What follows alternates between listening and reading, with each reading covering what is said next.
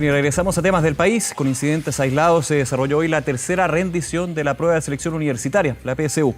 Según informó el DEMRE, la prueba de lenguaje se rindió en la totalidad de los locales. Vamos a hablar de este tema, también de la situación de la educación y las herramientas para medir lo que está sucediendo en nuestro país. Para eso ya estamos junto a Valentina Miranda, vocera de la Coordinadora Nacional de Estudiantes Secundarios CONES. Valentina, gracias por acompañarnos. Bienvenida. Gracias a ustedes por la invitación. Bienvenida.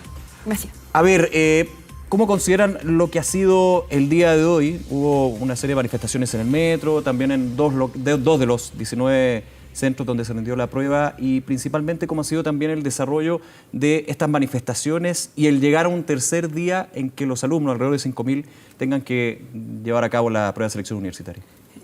Bueno, nosotros esperábamos que hoy día hubiera un declive un poco en las movilizaciones porque hay menos estudiantes, o sea, hoy día eran cerca de 5.000 estudiantes los que rendían las pruebas que faltaban y bueno, se veía venir obviamente un declive en la movilización, pero aún así está clarísimo que los estudiantes van a seguir movilizándose. La CONES, perdón, no adhirió a esta jornada de manifestaciones como así lo hizo en algún minuto el llamado la ACES, ¿no? No, sí, nosotros durante los tres procesos nos adherimos a la movilización, pero no llamamos a boicotear la prueba abiertamente, sino que dijimos que le dábamos libertad de acción a nuestras federaciones, que son 24, y bueno, los chiquillos en sus territorios deciden y tienen la autonomía para poder movilizarse dependiendo de la necesidad que tengan ellos en su entorno. O sea, entendemos que hacer una toma y hacer una barricada son completamente distintos, pero son movilizaciones iguales. En ese punto, Valentina, ¿tú cómo evalúas al final cómo se desenvolvieron los hechos? Sobre todo las primeras jornadas a principios del mes de enero, cuando eran los 300.000 estudiantes que tenían que rendirla, cuando se vieron quizás las imágenes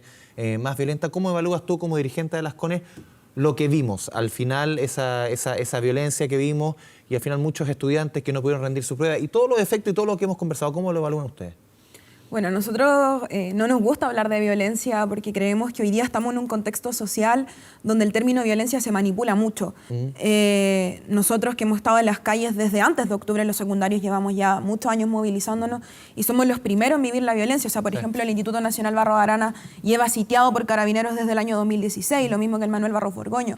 Entonces, que nosotros nos vengan a decir que nosotros fuimos violentos al momento de movilizarnos nos hace un sentido muy extraño, nos llama la atención porque finalmente la violencia genera más violencia y yo creo que desencadenamos en un punto donde no fuimos escuchados y la violencia lamentablemente se convirtió en la forma de movilizarse y hacer, de alguna forma, de hacer llegar la petición de los estudiantes secundarios hacia las autoridades que han hecho oídos sordos durante ya más de 13 años y la PSU no es algo que se venga viendo de este año, sino que todos los años se llama a boicotear la PSU, solamente que hoy día estamos en un contexto coyuntural histórico del país que permite que los estudiantes secundarios se puedan articular de una manera más masiva y mucho más autoconvocada. Si finalmente la orgánica secundaria nos quedamos nuevamente atrás de las demandas estudiantiles y tampoco esperábamos que la movilización fuera tan fuerte de como fue. O sea, a mí me sorprendió por lo menos lo que ocurrió en la primera rendición y bueno, lo que ocurre ya hoy día, que hay 5.000 estudiantes rindiéndola, pero aún así hubieron movilización. O sea, finalmente igual nos quedamos atrás de la movilización de los estudiantes secundarios y eso hay que hacerse la autocrítica y la mea culpa de que también las organizaciones secundarias no estamos representando a la totalidad de los estudiantes, pero sí hay una movilización autoconvocada y no tiene que ver con lo que nosotros decimos, sino que tiene que ver con la rabia que han acumulado los estudiantes que han sido vulnerados durante 13 años, pidiendo un petitorio histórico estudiantil y que lamentablemente hoy día no ha sido escuchado por ningún ministro de Educación. Porque me parece importante, y vamos a ir justamente a ese punto que tú dices, Valentina, la autocrítica que ustedes señalan como CONES, que no están representando a todos los estudiantes secundarios y que lo vimos justamente en una división justamente en los alumnos y alumnas que rindieron la PSU, donde algunos decían, yo estoy a favor de esto, se manifestaron en la sala, se generaron desgraciadamente hechos de violencia, obviamente, que terminó en eso. Pero hay muchos que el día de hoy tuvieron que llegar por tercera vez con toda la carga emocional, carga económica también. Y finalmente yo escuchaba la declaración de un joven que decía, bueno, en realidad ya me da lo mismo hacer la PSU, ya como que la quiero hacer. Es importante porque quiero entrar a la universidad, pero a esta altura la voy a hacer porque casi es un trámite. Y ver justamente eso, entrar a la universidad como un trámite, puede ser en el balance también una situación que se fue yendo de las manos en algún sentido. Muchos decían desde la crítica, la ACES y la CONES de alguna manera están perjudicando a sus propios representados. No, yo creo que en ese sentido, yo creo que hace mucho tiempo no había una demanda tan debatida dentro del mundo secundario y no solamente dentro del mundo secundario. Si finalmente los que entran a dar la PSU no son solamente los estudiantes, sino que hay gente que se ha preparado y que salió hace muchos años de la media y la rinde por segunda o tercera vez.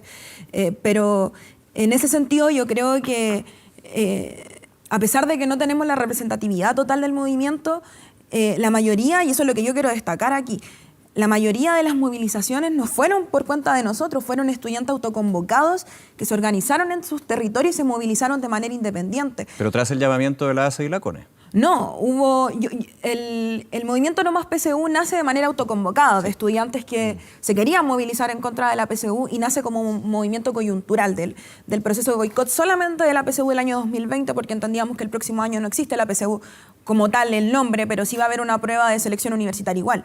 En ese sentido, las coordinadoras, como tenemos la PSU dentro de nuestro pendio de demanda histórica, no adherimos, no decidimos inhibirnos del proceso porque es parte de una de nuestras demandas históricas. Pero aún así nosotros le dimos la libertad y tampoco nos quisimos adueñar del movimiento como siempre suele ocurrir, que salen las grandes coordinadoras a hablar sobre las denuncias,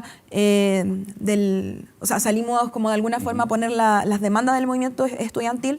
Pero ¿a tu juicio la ACE se adueñó en ese sentido? No, yo creo que no. Yo siento que los chiquillos de alguna forma supieron llevar adelante de manera mediática el problema y fueron, bueno, los voceros prácticamente de lo que ocurría, porque los chicos del movimiento No Más PSU desde un principio nos dejaron claro, nosotros no queremos salir a hablar porque se arriesgan a muchas cosas, o sea, finalmente se perjudicaban ellos personalmente y bueno, el miedo que hay hoy día de la persecución política es brutal. Entonces nosotros decidimos de alguna forma ya, nosotros somos figuras públicas, salgamos a hablar por los compañeros, pero acá los que llevaron la batuta durante todo el proceso fue el movimiento No Más PSU. Valentina, hoy día, o sea, ayer en declaraciones en la mañana la directora del DEMRA, Leonor Varas, decía que por lo menos antes de 2 años no vamos a tener cambios sustanciales en la PSU, antes de 2 años.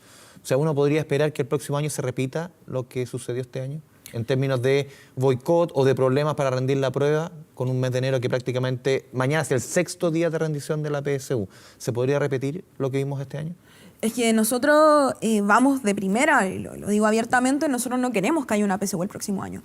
Yo creo que el movimiento secundario en marzo ya está pronosticado. ¿Que no haya ninguna prueba de rendición? Claro, o sea, que no exista ningún método de segregación para acceder a la educación superior. Lo que nosotros apostamos hoy día es un método de acceso universal a la educación. ¿Y cómo debiese cada universidad, por lo menos, no sé, te digo, desde la...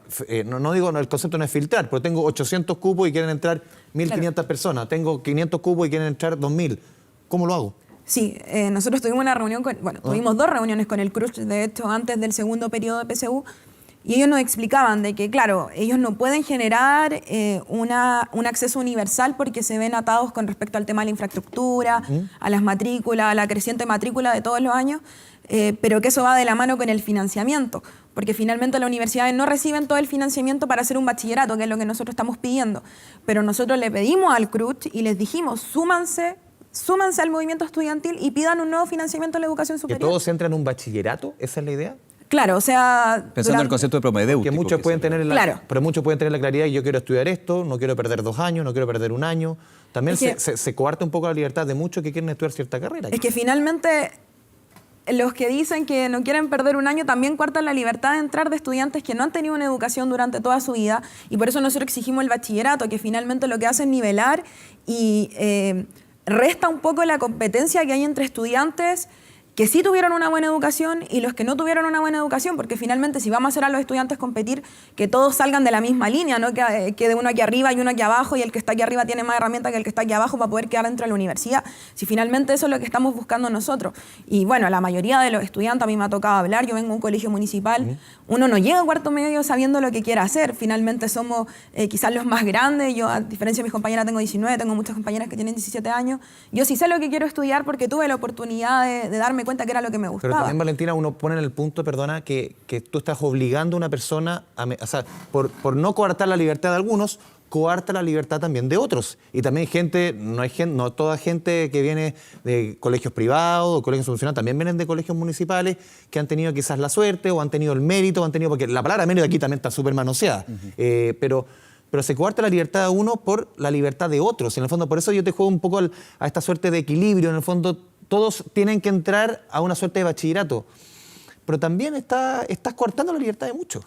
Es que finalmente no hay ningún proceso en este momento que pueda eliminar la segregación que existe en Chile. Y lamentablemente los alumnos, los estudiantes que hoy día se ven como preparados para entrar a la universidad es una minoría Porque en el minoría fondo que finalmente se ve privilegiada. Pero el cambio más largo, Valentina, o sea, tú cualquier prueba que tú hagas hoy día, cualquier prueba de alguna u otra forma va a segregar. Sí. En el fondo, y eso lo han dicho todos los expertos, en el fondo el cambio es mucho más largo. Hay que hacer un cambio Claro. y eso se va a demorar 20, 30, Cambio 40, estructural. 50 años. Claro, nosotros también durante este proceso hemos dicho que queremos un cambio estructural. Nosotros entendemos que la PSU es la guinda de la torta de la desigualdad de la educación en Chile. Eso lo tenemos clarísimo. Si finalmente la PSU es una prueba estandarizada más que ni siquiera tiene un fin pedagógico. O sea, las pruebas que tienen un fin pedagógico ven en qué se cae el estudiante, qué debilidad tiene y lo ayuda a superar esa debilidad, pero finalmente la PSU directamente es una prueba para segregar y para seleccionar. Más que nada, muchos han dicho que es finalmente la PSU, o el nombre que tenga, una muestra fiel de que efectivamente el sistema educacional en Chile es segregador. O sea,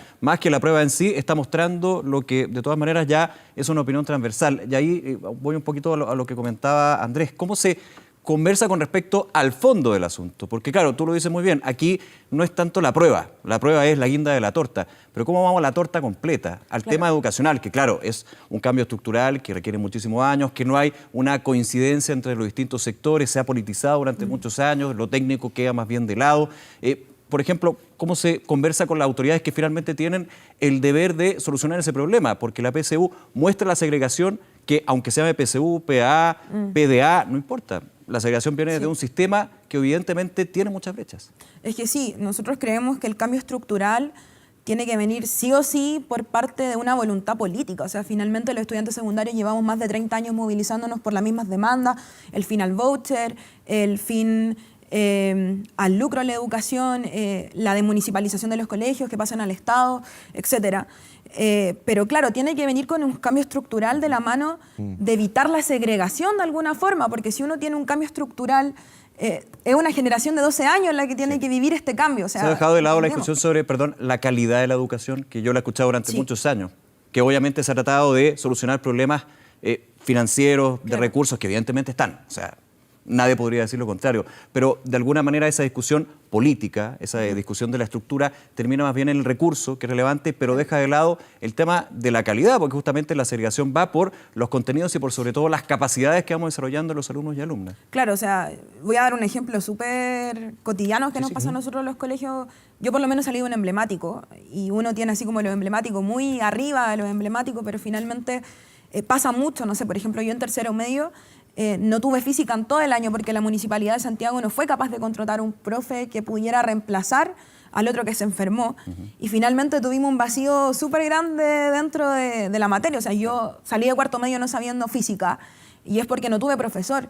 Y lamentablemente es así, los profesores no quieren trabajar en la educación municipal porque es mal pagada, porque los estudiantes muchas veces venimos de familias vulnerables y tener a 45 estudiantes vulnerables con problemas emocionales dentro de una sala debe ser terrible para un profesor, no puede solucionar todos los problemas. Entonces, efectivamente, la calidad no tiene que ver directamente con la infraestructura de los colegios, sino que tiene que ver con la calidad también que implantan los profesores dentro de un aula al momento de enseñarle a los estudiantes.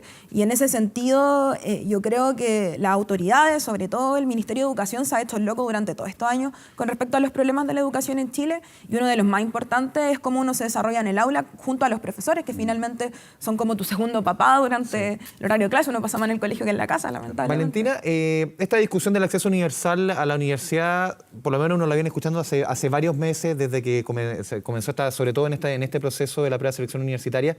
Y muchos han puesto el ejemplo de lo que sucede al otro lado de la cordillera, en Buenos Aires. Por ejemplo, la Universidad de Buenos Aires, la UBA, universidad pública, se pone, por ejemplo, lo que sucede en la carrera de Derecho, en que un año, quizás los números no son los reales, pero por jugar con un número, entran 10.000 estudiantes a estudiar Derecho, y al segundo año, acceso universal, y al segundo año, el 85, el 90%, casi por un defecto natural, quedan fuera. Entonces, lo que dicen los expertos es que al final el acceso universal termina siendo una bonita idea, pero que en la práctica es poco practicable, en el sentido porque gran parte de los alumnos al final, o por diferentes razones, aquí no vamos a enumerar, quedan fuera, el 80, el 90%, y no solamente te digo por el tema de la plata pública que se puede perder ahí, sino que también al final se selecciona de una u otra manera. En alguna etapa de la carrera va a haber una selección por competencia. A eso voy. Es que yo creo que igual el ejemplo de Buenos Aires yo creo que es el que más acudimos porque está al otro lado de la cordillera. Un poco de idiosincrasia, América Latina, no vamos a ir a Finlandia como a muchos les gusta, ir a Suecia, a Escandinavia. Pero sí, yo creo que en Argentina hay una cualidad que yo creo que es súper respetable y que a nosotros los estudiantes secundarios nos gusta mucho, que es que todos tenemos la misma oportunidad de estudiar. Y eso es la que a nosotros se romantiza un poco también, porque finalmente igual genera competencia entre estudiantes y eso es lo que nosotros no queremos. Y es mucho más fácil colaborar. Una persona que colabora llega mucho más lejos que una persona que compite. Entonces, los expertos lo dicen de esa forma, pero tampoco podemos restarnos a crear un sistema que siga segregando, creo yo. O sea, finalmente segregar hoy día es el ejemplo clarísimo de la educación mercantil, o sea, seleccionar estudiantes por una sola inteligencia. Nosotros tenemos 7 y la PSU mide 1 y no mide habilidades blandas, nada. Entonces los estudiantes igual durante el bachillerato pueden desarrollar esas habilidades blandas o quizá encuentran la vocación. Tenemos muchos profesionales hoy día que no tienen vocación y por ende se van a estudiar algo por plata. O sea, pasa caleta que, no sé, pues en ingeniería hay muchos estudiantes porque la carrera de alguna forma te garantiza las lucas, pero en el servicio público, por ejemplo, los profesores, no existe una demanda grande de profes porque está esta idea de que uno estudiando cierta carrera va a tener mejor condiciones socioeconómicas. Claro, exacto. Entonces, tenemos que jugar, yo creo, hoy día y arriesgarnos de alguna forma a garantizar que todos aquellos estudiantes que han sido vulnerados durante todos estos años puedan ingresar con las mismas condiciones a estudiar a la universidad. A mí me parece hoy día, lo voy a decir abiertamente, me parece idiota, por ejemplo, que la Universidad Católica, una universidad estatal, tenga el 70% de las matrículas de colegios privados cuando es una universidad estatal que debería priorizar que estudiaran estudiantes de colegios vulnerables, municipales, estatales, entrar a la Universidad Católica porque es una universidad estatal. O sea, debería haber una lógica distinta a la que existe hoy para que los estudiantes no se sientan segregados, sobre todo los que somos de más escasos recursos, que lamentablemente nos vemos atados a un sistema que no nos da oportunidades. A mí me da mucha rabia cuando la gente dice andan oportunidades, andan dando vueltas y uno las agarra, pero finalmente, por ejemplo, donde vivo yo en Los Pejos, no existen esas oportunidades porque es una comuna muy vulnerable y uno para poder estudiar tiene que emigrar. Y lamentablemente esa migración conlleva un esfuerzo salud mental, conlleva plata, conlleva sacrificar muchas veces tu vida social como persona para poder mantener buenas calificaciones. Y yo creo que eso es lo que queremos erradicar nosotros hoy día, que no exista esta discriminación solamente porque tenéis más plata y tenéis menos plata, si finalmente eso es lo que ocurre. Bien, Valentina Miranda, nuevamente gracias por acompañarnos esta tarde. Gracias a ustedes por la invitación. Que esté muy bien.